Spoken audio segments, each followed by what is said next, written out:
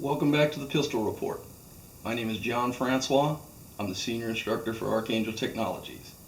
In our last video, we covered self-defense and concealed pistols. We're going to be moving on to something that is referred to everyday carry, or EDC. If you're not familiar with it, this will be a good way for you to learn it. But before we get started, let's do our 4 rules of gun safety. The firearm is always considered loaded. Don't put your fingers on the trigger until you're on target and ready to shoot. Know your target and what's beyond it, and don't let the barrel of the firearm point at anything you're not willing to destroy. So now that we have that, let's move right along. What I have out here are different sizes of flashlights and folding blade knives that fit into your pocket and are held secure by pocket clips that are attached firmly to the knife. Now, usually when people say everyday carry, it's exactly what it sounds like.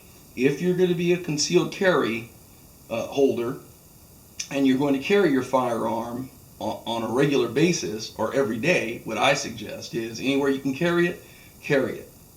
And these are things you should have with you every time you carry your firearm.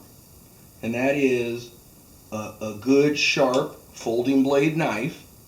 And what I prefer and I tell people is get yourself a folding blade knife that has a partially serrated edge.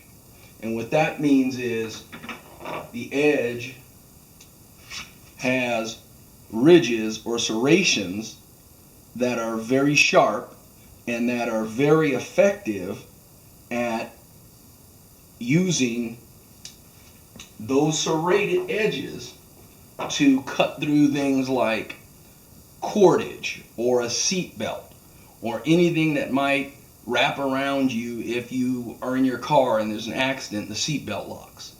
All those are very handy. The straight edge part of it is just like any other straight knife, but my preference is always have partially serrated. There's different sizes, whether it's a little bit larger, a medium size, or a small folding blade. Just like with the firearms, you have to decide which one is more comfortable for you. Also, what we did not cover yet is in low light shooting, or if you're encountering a self-defense situation, even in your home, and it's low light, it may not be advisable to go ahead and turn on all the lights in the house because now you're easily seen and you lose that advantage.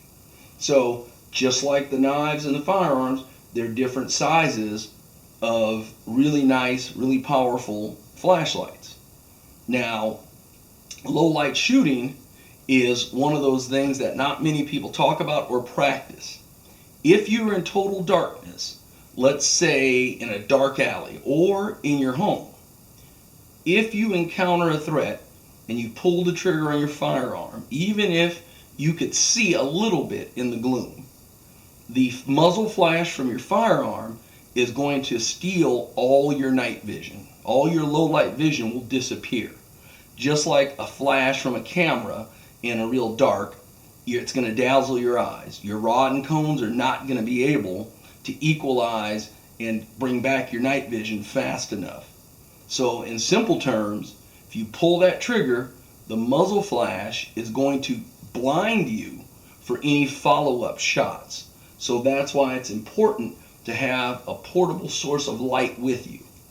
Because if you have a flashlight to illuminate your sights and the target, then your night vision is not at risk of being lost totally.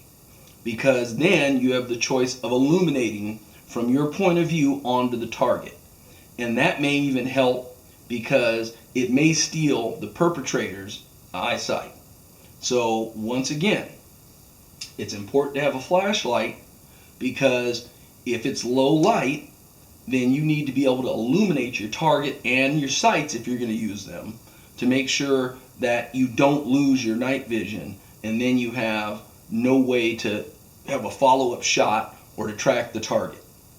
So now that we've gone through that, another big thing is the size of the flashlight can be even larger than this, and they make some flashlights because a lot of firearms come with integral rails on them, on the frame of the firearm, that a flashlight that has a matching set of rails or clamps that would slide right onto the firearm, and now you have the firearm and the flashlight where it's co-witnessing each other, which means wherever you point the barrel, that's where your beam of light is going to go. So one of the other things that's nice about it is if you have it on your firearm, you don't have to worry about looking for it at night or reaching for it if you're out and about and it's a concealed carry situation. The drawback is you're going to have a specially made or holster that's designed for that particular light and that particular firearm, and that's where it gets tricky. I'm a proponent of not adding too much of anything to the firearm because the distances at which we engage targets in self-defense are pretty close. So one of the other things that's a recommendation is always have your firearm in a condition where when you draw it, you can pull the trigger and it goes bang. Some people are nervous about carrying a firearm with a round in the chamber. That's one of those things that through training and experience and practice, you can get away from that fear. Most modern firearms are not going to go off unless you pull the trigger. So until next time, if you have any questions or comments, please put them in the comments below. And what we'll do is see you next time around. Take care.